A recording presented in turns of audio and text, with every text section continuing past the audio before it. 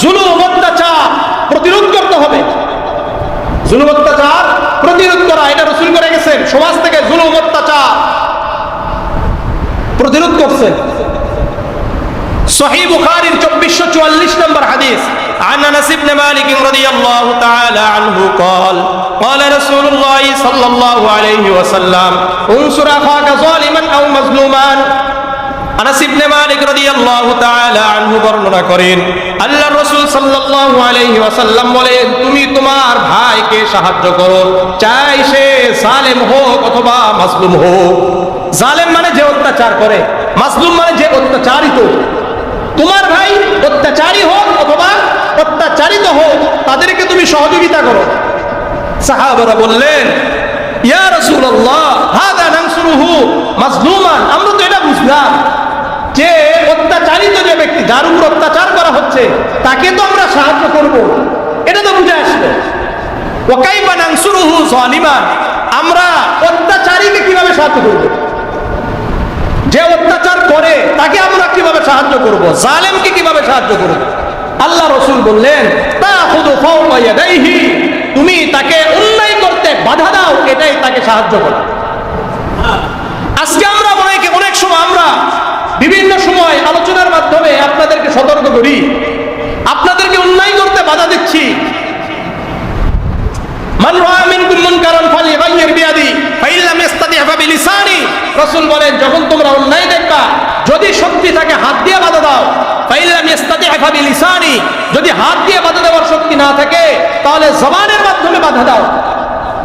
আমরা উলামায়ে কেরামরা, ইমামরা, আমরা কমপক্ষে জবানের মাধ্যমে কি করতে পারি? বাধা দিতে পারি, আলোচনা করতে পারি। এটা আমরা করছি।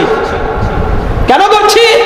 আজকে আপনি অন্যায় করছেন, আজকে আপনি অত্যাচার করছেন মানুষের উপরে। আপনার এই অত্যাচার, আপনার এই জুলুম, আপনার এই খারাপ কাজগুলো, এগুলো অন্যায় হচ্ছে। এই অন্যায় প্রতিরোধ করা, এটা প্রত্যেক ইমানদার ব্যক্তির দায়িত্ব, প্রত্যেক ইমামের দায়িত্ব, প্রত্যেক আলেমের দায়িত্ব, প্রত্যেক ইমানদার ব্যক্তির দায়িত্ব।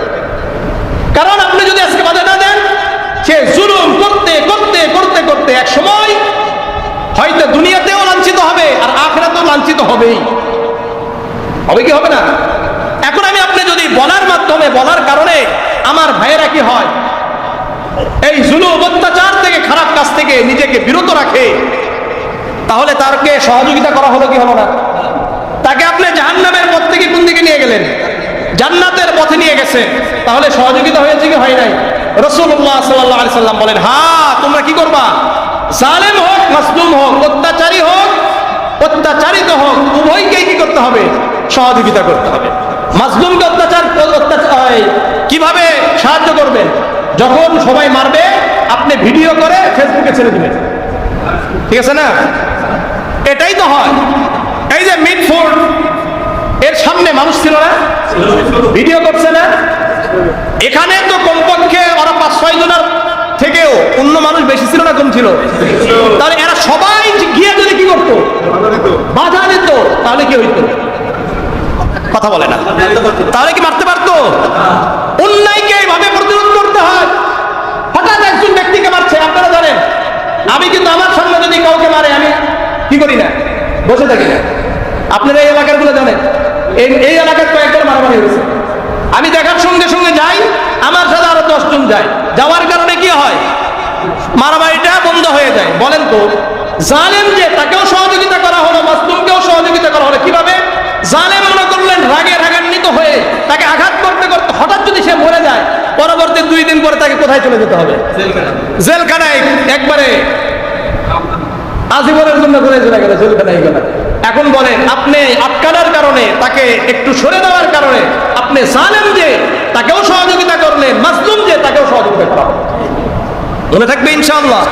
এই জন্য যেখানে জুলুম দেখবেন, অত্যাচার দেখবেন, সেখানে রুখে দিবেন ইনশাআল্লাহ। পারা যাবে? এটা রাসূলের দায়িত্ব ছিল, আমাদেরও দায়িত্ব।